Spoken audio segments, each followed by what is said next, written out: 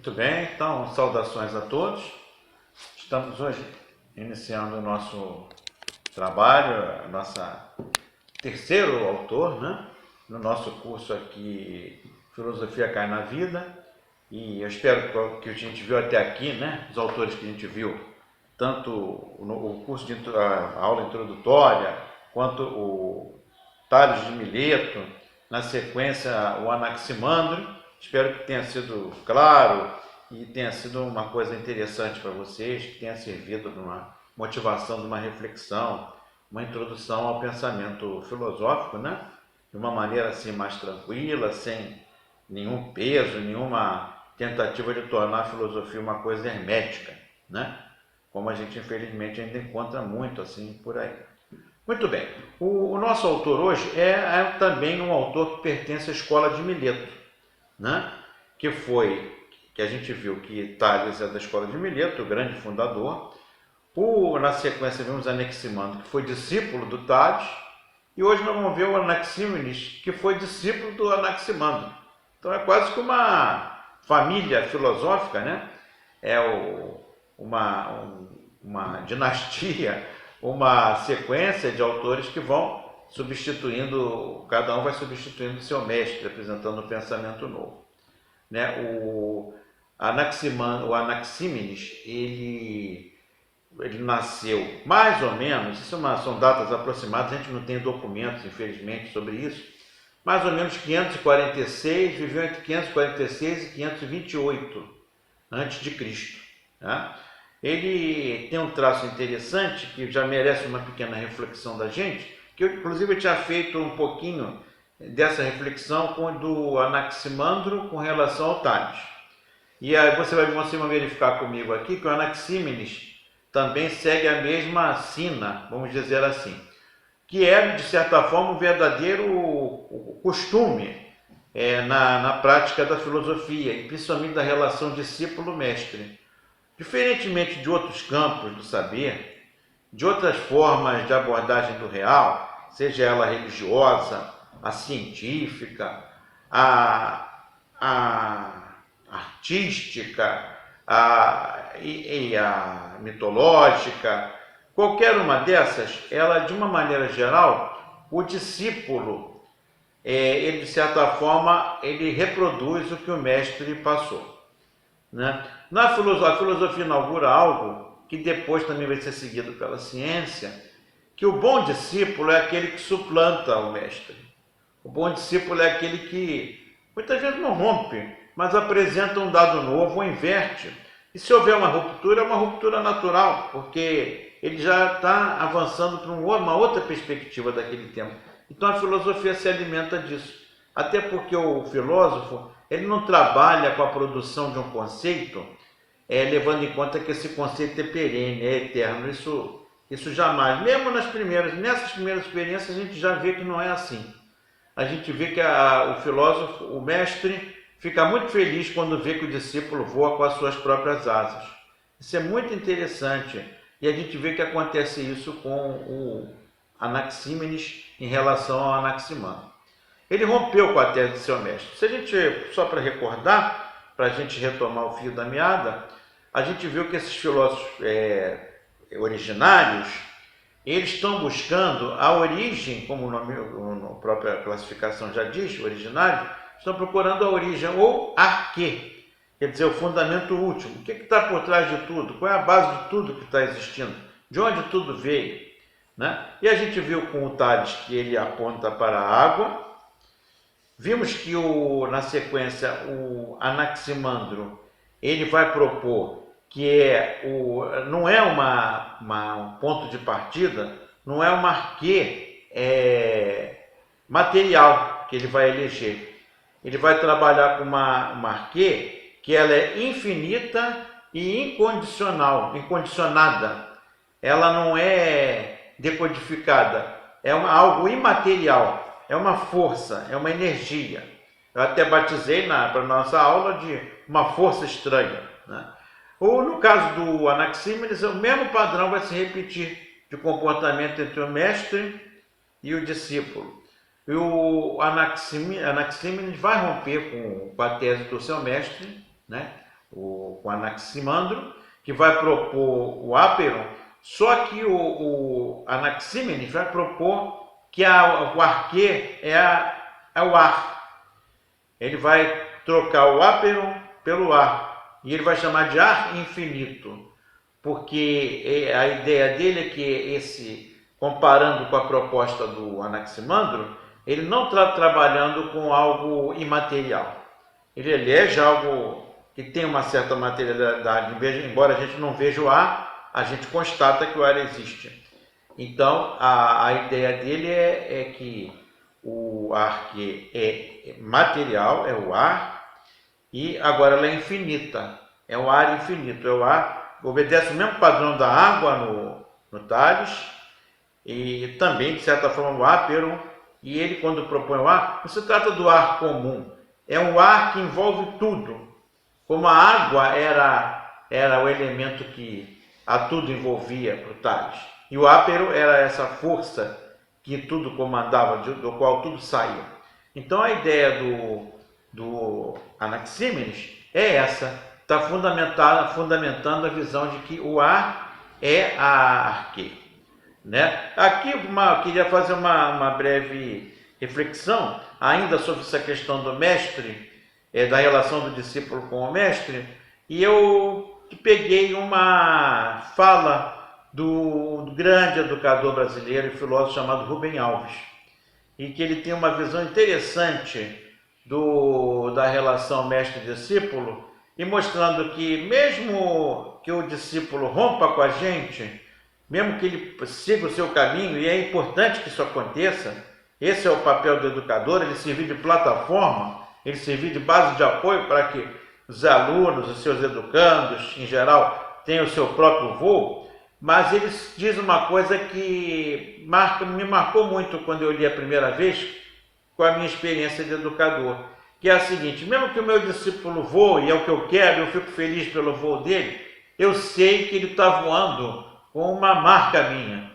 O combustível dele tem um pouquinho do aditivo do professor. E eu queria ler esse trechinho para vocês do Rubem Alves, que fica como uma espécie de referência para a relação discípulo e filósofo na filosofia, mas para todos nós educadores, como uma perspectiva de que educar é educar para a autonomia, mas a gente sabe que sempre deixa uma marca no aluno, uma marca positiva de preferência.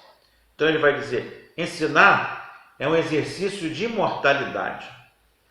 De alguma forma, continuamos a viver naqueles cujos olhos aprenderam a ver o mundo pela magia da nossa palavra. O professor assim não morre jamais. Quer dizer, eu acho linda essa parte, aqueles que aprenderam a ver o mundo pela magia da nossa palavra. Quer dizer, o papel do professor às vezes é ajudar o aluno a encontrar aquele ponto exato ou próximo do que ele deseja aprender. E a partir daí ele segue o seu próprio caminho. Eu me lembrei dessa fala e resolvi inserir aqui para exatamente coroar essa primeira reflexão que a vida do Anaxímenes sugestiona para a gente, que é a relação discípulo-mestre, rompendo com o mestre, mas de certa forma homenageando a coragem e homenageando o amor e o encontro temático que o professor possibilitou para ele, né? E até vocacional muitas vezes. Bom, o Anaxímenes então propõe que a arquê é o ar, né? O Áperon, chamado ar, para ele é indeterminado e infinito. Tá? Perdão, desculpe. O Áperon era indeterminado e infinito. No caso, o ar proposto pelo Anaxímenes, assim como a água, é determinado e infinito.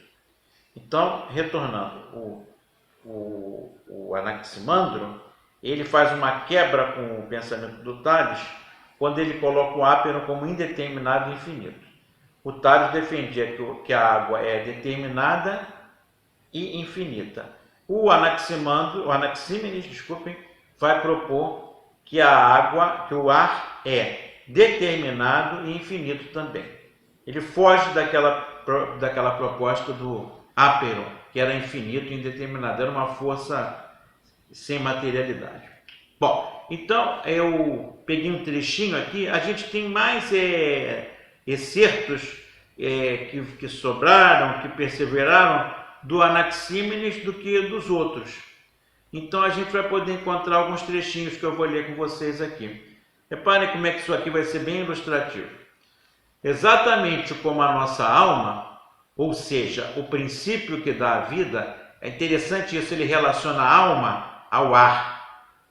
O ar e a alma têm uma ligação mútua, né? Então o ar é como se o ar fosse a alma, o ar é a alma de tudo. Então ele vai dizer, exatamente como a nossa alma, ou seja, o princípio que dá a vida, que é ar, se sustenta e se governa, e assim também o sopro e o ar abarcam o corpo inteiro. Isso vai dar origem no imaginário ocidental, daqui a pouquinho eu vou explorar melhor isso, a ideia de que a alma é injetada no corpo pelo sopro. Nas tradições religiosas, você vê que Deus, por exemplo, no Gênesis, ele sopra o Adão, ele sopra, ao soprar aquele ser que ele estava criando, ele instaura a vida. Alma tem a raiz de ânima, animado, que se movimenta. Então, isso tudo é relacionado no pensamento do Anaxímenes, a questão do ar como uma alma que tudo envolve. Tá? Agora, por que o Anaxímenes modificou? Por que o Anaxímenes contestou a teoria de seu mestre Anaximandro? Né? Porque quando você chega numa explicação como Anaximandro deu, que tudo é indeterminado, tudo é infinito, é muito mais cômodo, porque você tem um plano que é imaterial. Então, como você não explica, você, de alguma forma, joga para essa força, né, criadora, e que eu comentei com vocês na vez passada, de alguma forma é uma aproximação com a própria dimensão religiosa. Quando você usa a palavra Deus, ele não usa essa palavra, mas usa essa força indeterminada, né? Bom, o Anaxímenes não concorda, por quê? Porque ele quis voltar a uma explicação calcada na materialidade. Ele, de certa forma, então, apesar de ter tido acesso à filosofia a partir do seu mestre Anaximandro, ele percebeu que ele se identificava mais com a proposta do Tales. Ele discordava que fosse a água original, mas ele vai buscar algo dentro dos 4 elementos e vai achar o ar. E o interessante é que vocês vão ver comigo daqui a pouco que ele relaciona os 4 elementos. Ele vai mostrar como o ar é a origem dos outros e como ele se misturando com os outros vai gerar todas as outras coisas. Então ele dá um avanço no sentido de tentar, de alguma forma, explicar um pouco mais qual é a função da arquê. Ele vai mais longe do que os outros. Agora, é aquela coisa que a gente fala desde o primeiro momento. Muitas pessoas que se aproximam desses filósofos sem um maior cuidado do professor que está introduzindo, pode achar, mas isso é uma inutilidade. Eu sei que o ar não é a origem de tudo, eu sei que a água não é, mas vocês verifiquem que nós estamos trabalhando aqui o nascimento da filosofia. O mais importante é a gente perceber o instrumental de pensamento que eles usam, as provocações que eles lançam, o resultado em si do que eles propuseram não tem nada de imediato para a gente. Mas foi a base de toda uma construção, que eu vou apontando aqui, inclusive, para vocês como surgiram outros movimentos da filosofia que se inspiraram, de certa forma, nele.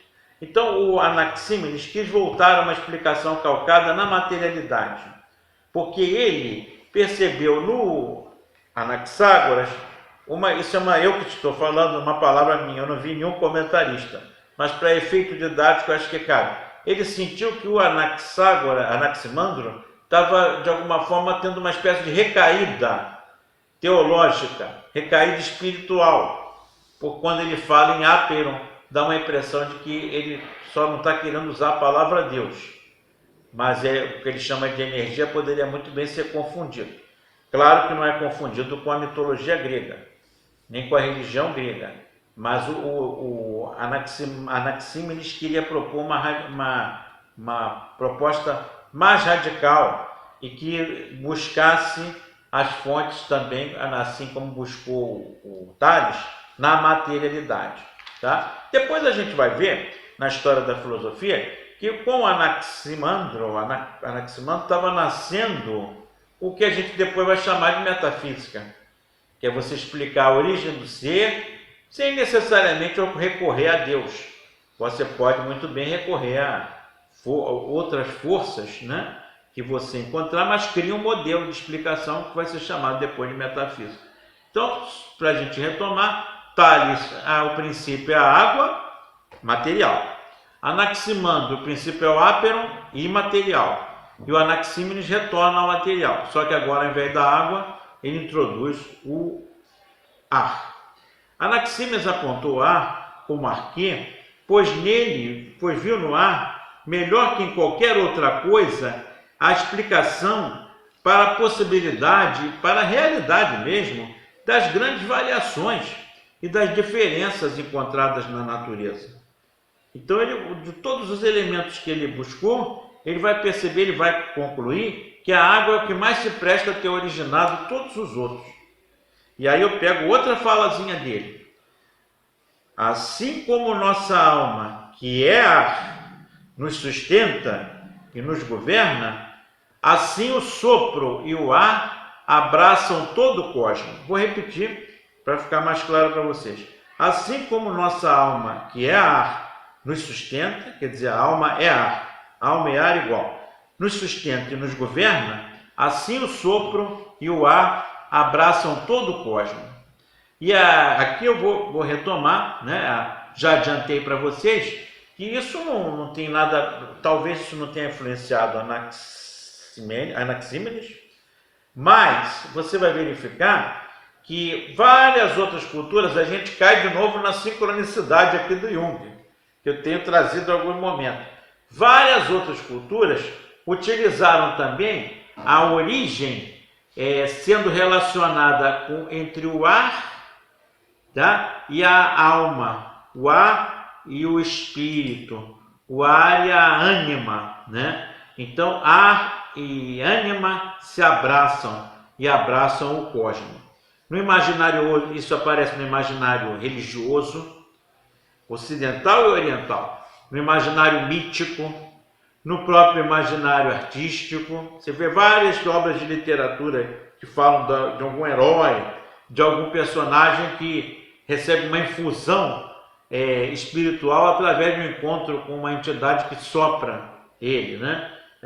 Isso é muito presente. E no próprio senso comum, você vê também no dia a dia essa questão do ar e da associação do ar com a alma. Um exemplo da cultura popular que eu gosto muito de citar, que talvez já tenha ocorrido na vida de vocês, essa relação alma e ar é tão forte que durante séculos, não só na perspectiva do Anaxímenes, mas na tradição judaica, em todas as tradições antigas, havia essa relação do sopro do ar com a alma. E na cultura popular isso se expressou de uma maneira muito interessante, que vocês já devem ter visto no dia a dia, resiste até hoje. Quando a pessoa espirrava, eles achavam que, de alguma forma, ficavam com medo, que achavam que, de alguma forma, a pessoa estava expelindo partes da sua alma. Então, é por isso, até hoje, que a gente, quando alguém espirra, fala saúde, ou Deus te ajude, ou Deus te crie, em alguns pontos aqui do Brasil, isso é usado. Quer dizer, a ideia é, não, calma, você não perdeu nada, Deus vai te ajudar. Claro, a gente sabe que isso não tem nenhum valor no sentido da saúde e tal, mas isso ficou incorporado, né, para mostrar como o imaginário foi marcado por essa tradição que vinha lá do período antigo. E o Anaxímenes, no âmbito da filosofia, trabalha nessa perspectiva da mistura do ar com a alma. Eu até coloquei aqui no Gênesis, Deus sopra a vida em Adão e possibilita a alma. Adão se torna animado. Você já deve ter visto as expressões, aí eu coloquei várias expressões aqui a respeito da relação do ar com o imaginário, ar e alma, né? Então você vê, por exemplo, uma frase dita também no Evangelho: o Espírito sopra onde quer, sopro do Espírito. No dia a dia, a gente usa expressões, por exemplo, que relacionam, por exemplo, a saúde, né? Como eu comentei há pouco, mas, por exemplo, há um filósofo chamado, que eu já citei aqui outra vez, Gaston Bachelard, que ele tem um livro chamado Ar e os Sonhos. Ele tem um livro para cada elemento, e ele vai buscando na literatura, na tradição popular, na poesia, na prosa, nos relatos que ele ouve dos costumes das pessoas, ele vai buscando imagens que aparecem sobre o ar, né? Então você vê como o ar, de certa forma, muito mais do que fazer a gente respirar, manter a nossa vida, ele também dá vida para as nossas imagens. Então ele tem um livro muito interessante chamado Ar e os Sonhos, que ele fala sobre as imagens e a imaginação associadas ao ar. Então você tem expressões como: eu preciso respirar novos ares, estou vendo ventos de mudança, um vendaval chegou aqui, ele provocou uma mudança radical. Expressões como: eu preciso de ar puro. Ou você chega num ambiente e as pessoas estão discutindo, está um clima pesado, aí você diz: o ar aqui está pesado. Já devem ter ouvido pessoas falar: eu preciso respirar. Isso é uma música, né? Do famoso Tim Maia: eu preciso respirar o mesmo ar que te rodeia. Isso é uma declaração de amor linda, né? A gente também usa, quando vai fazer uma renovação, precisamos ventilar isso aqui com novas ideias. E para ficar na moda hoje, um dia triste aqui no Rio de Janeiro, no Brasil, de uma maneira geral, fica aqui o meu protesto, coração cortado, triste, com a questão ambiental, com a nossa Amazônia, né? Sendo queimado, sofrendo uma série de queimadas, causando uma comoção nacional e, por que não dizer, também mundial. E a Amazônia muitas vezes é chamada de quê? O pulmão do mundo. Então você vê sempre essa associação do ar com a vida. E o próprio Anaxímenes vai ter uma das mais colocações dele, que ele diz que provocou a intenção dele pesquisar, ainda que parcamente ele não tinha elementos nenhum, só tinha a filosofia como base, mesmo assim a filosofia em formação, que ele pesquisasse se era o ar mesmo, o elemento que ele considerava o mais importante. E ele vai começar a reflexão dele a partir do momento que perdeu um amigo ou parente que estava acompanhando a agonia desse amigo, e ele verifica que o amigo, quando para de respirar, cessou a vida. E ele, como estava acompanhando todo o processo doloroso do amigo, ele percebeu que realmente se tem o sopro que é vida, tem o inspirar. Eu estou trazendo ar novo para mim. Tem também um momento que a pessoa expira. A gente tem aquela própria expressão no dia a dia: o último suspiro, né? E se encerra ali. Para ele, a gente foi a grande mola propulsora para ele encontrar o ar. Porque se você comparar, repara que interessante. Entrando no mundo deles, com as parcas condições que eles tinham, quase nada, comparado com todos os recursos que a gente tem hoje, ciência e tudo mais. Ele, comparado com o Tales, ele foi um pouquinho mais fundo, porque o que acontece? A água, de alguma forma, está mais imediata, é mais palpável. E ele via a água como algo importante também para a nossa vida. Mas você pode, por exemplo, acho que isso ajudou a alavancar a reflexão dele, você pode muito bem passar um tempinho sem água. Agora, sem ar, a gente não passa muito tempo. no caso de hoje, a gente tem que recorrer a aparelhos, e naquele tempo dele era praticamente morte, né? Então, ele com essa imediatez dos dados da matéria encontrável no entorno, ele percebeu que o ar seria o ideal, né? Seria o que mais tocava a ele, no sentido de buscar ali o marquê, tá? Ele via no ar, então, essa força que anima o mundo, tá? O mundo respira, e a respiração é a sua vida e a sua alma. Assim como eu respiro, o Anaxímenes vai dizer: o mundo respira, tudo respira. E quando as coisas param de respirar, ali já houve um processo de fim, de encerramento. Do ar nascem todas as coisas que são, que foram e que serão. Aqui é uma expressão que não é dele, é uma expressão que a gente pode usar como fórmula para todos os pré-socráticos.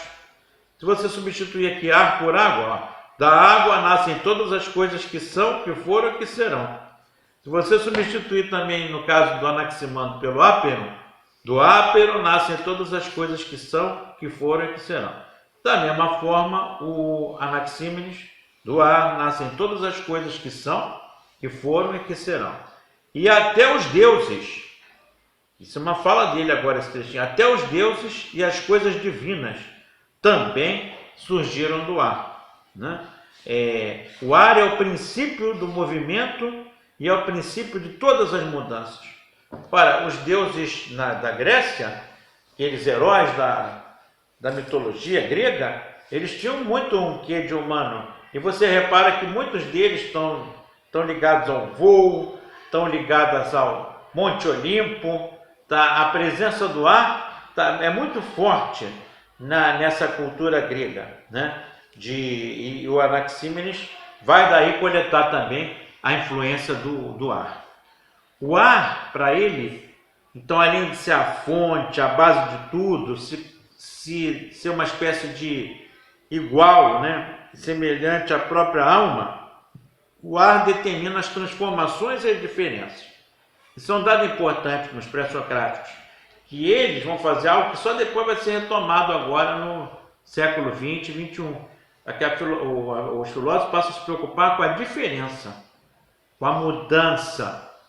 Chegam à conclusão que Heráclito, Anaxímenes, Anaximandro, próprio Tales, que eles tinham razão ao propor que tudo está em movimento, tá? Alguns mais, outros menos. Heráclito, então, é o campeão disso. Não é à toa que ele é retomado por Heidegger, por Nietzsche. A gente vai ver isso quando falar do Heráclito. Mas esses autores contemporâneos retomam muita coisa desses autores pré-socráticos, e no qual a perspectiva do Anaxímenes também cabe, porque ele vai usar exatamente isso. O ar como fonte das transformações e diferenças. Olha, se o ar entra e sai, se o ar é o lugar de onde tudo saiu, o ar é movimento. Se o ar é movimento, o ar é mudança, porque você vê o ar levando coisas, trazendo outras, e ele vai exatamente buscar na materialidade, né, na fundamentação arquetípica do ar, a base central para todo o processo de desenvolvimento, de mudança, através do duplo processo. Aqui sim, é uma peça-chave para a gente entender o Anaxímenes. Ele vai dizer, repara que ele agora vai ser muito mais completo do que o Tales, porque o Tales fica um pouquinho é a água, e ele vai pontuar por que é a água, a gente viu aqui muito bem, mas você vai ver que agora o Anaxímenes vai trazer, ele vai tentar entender e vai nomear, olhando para a natureza, como é que o ar é a base de tudo. Depois isso vai servir muito para a ciência, porque ele vai falar dos estados, no fundo ele vai desenvolver a ideia dos estados físicos, que eu não saberia precisar para vocês, se já haviam filósofos ou pré-cientistas trabalhando isso. Mas me parece que foi num momento em que estavam começando a formular teorias sobre rarefação, condensação, né, solidificação e coisas do gênero. Então, os conceitos que ele vai usar, ele vai dizer, há um duplo processo tá? Com que o ar comanda toda a movimentação de tudo, tá? O ar, quando se rarefaz, torna-se gás. E gás é, geralmente onde tem gás, o Anaxímenes provia que tinha fogo. Então o ar está aí gerando o gás e, por consequência, o fogo. O ar rarefeito leva ao fogo. Condensando, se você condensar o ar, ele torna-se vento, depois nuvem, e se você condensar mais ainda, água. E da água você vai ter o barro, a terra e em seguida a pedra. Então você verifica que é claro que a gente hoje sabe que a coisa é muito mais complexa do que isso. Mas repare o salto que ele dá com relação aos outros. Ele vai tentando mapear, né? Criar uma perspectiva que vai mapeando etapas. Isso depois vai ser seguido por outros. E aí vão surgir, na esteira disso aqui, vão surgir os físicos. Não é à toa que você pega manuais de filosofia desse período chamado pré-socrático, ou dos filósofos trágicos, ou dos filósofos originários. Você pode ter certeza, muitos livros que você pegar, você vai encontrar chamando eles de primeiros filósofos e primeiros físicos. Você, em qualquer curso de física, história da física, vai perceber que está lá o nome do Anaxímenes, está lá o nome também do Tales e do Anaximandro, porque eles, de alguma forma, lançaram, com a filosofia, lançaram as bases do que seria depois a física, a ciência em geral. O calor e o frio se devem também a esse processo. Ele vai entrar também numa reflexão climática. Olha que interessante.